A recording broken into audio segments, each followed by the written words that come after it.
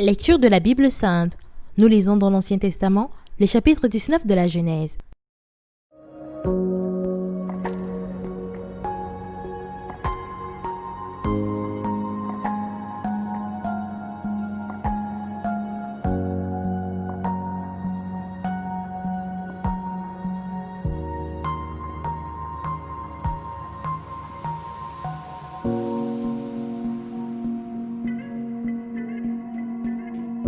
Les deux anges arrivèrent à Sodome sur le soir, et Lot était assis à la porte de Sodome.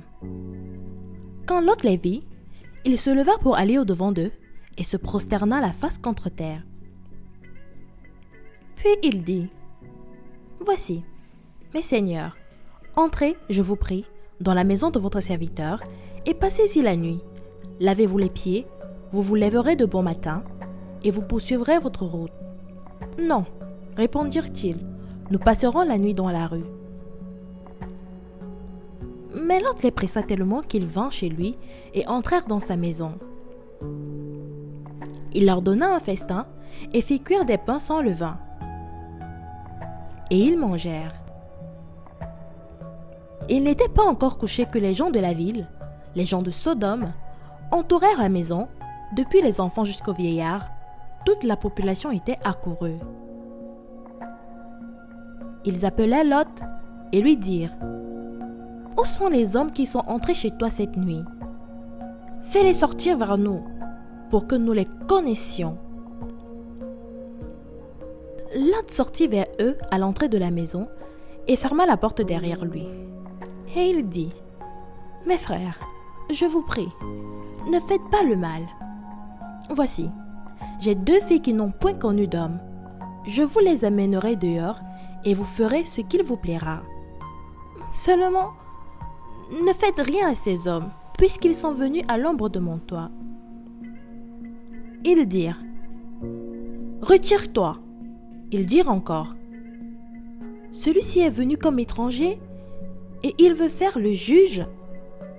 Eh bien, nous te ferons pique à eux. » Et, pressant Lot avec violence, ils s'avancèrent pour briser la porte. Et ils frappèrent d'aveuglement les gens qui étaient à l'entrée de la maison, depuis le plus petit jusqu'au plus grand, de sorte qu'ils se donnèrent une peine inutile pour trouver la porte. Les hommes dirent à Lot, « Qui as-tu encore ici? Gendre, fils et filles, et tout ce qui t'appartient dans la ville? Fais-les sortir de ce lieu. Car nous allons détruire ce lieu, parce que le cri contre ses habitants est grand devant l'Éternel. L'Éternel nous a envoyés pour le détruire. » Lot sortit et parla à ses gendres qui avaient pris ses filles. « Levez-vous, dit-il, sortez de ce lieu, car l'Éternel va détruire la ville. » Mais, aux yeux de ses gendres, il parut plaisanter. Dès l'aube du jour, les anges insistèrent auprès de Lot en disant, « Lève-toi, prends ta femme et tes deux filles qui se trouvent ici, de peur que tu ne périsses dans la ruine de la ville. » Et comme il tardait, les hommes les saisirent par la main, lui, sa femme et ses deux filles, car l'Éternel voulait l'épargner. Ils l'emmenèrent et le laissèrent hors de la ville. Après les avoir fait sortir, l'un d'eux dit, « Sauve-toi pour ta vie, ne regarde pas derrière toi, et ne t'arrête pas dans toute la plaine. Sauve-toi, vers la montagne, de peur que tu ne périsses. » Lot leur dit, « Oh non, Seigneur, voici, j'ai trouvé grâce à tes yeux, et tu as montré la grandeur de ta miséricorde à mon égard, en me conservant la vie. Mais je ne puis me sauver à la montagne avant que le désastre m'atteigne, et je périrai. Voici, cette ville est assez proche pour que je m'y réfugie, et elle est petite. Oh, que je puisse m'y sauver. N'est-elle pas petite? Et que mon âme vive. » Et il lui dit, « Voici, je t'accorde encore cette grâce, et je ne détruirai pas la ville dont tu parles. À toi de t'y réfugier, car je ne puis rien faire jusqu'à ce que tu y sois arrivé. » C'est pour cela que l'on a donné à cette ville le nom de Tsoar. Le soleil se levait sur la terre lorsque Lot entra dans Tsoar. Alors l'Éternel fit pleuvoir du ciel sur Sodome et sur Gomorrhe du soufre et du feu, de par l'Éternel. Il détruisit ces villes, toute la plaine et tous les habitants des villes et les plantes de la terre. La femme de Lot regarda en arrière et elle devint une statue de sel. Abraham se leva de bon matin pour aller au lieu où il s'était tenu en présence de l'Éternel. Il porta ses regards du côté de Sodome et de Gomorrhe et sur tout le territoire de la plaine. Et voici, il vit se lever de la terre une fumée, comme la fumée d'une fournaise.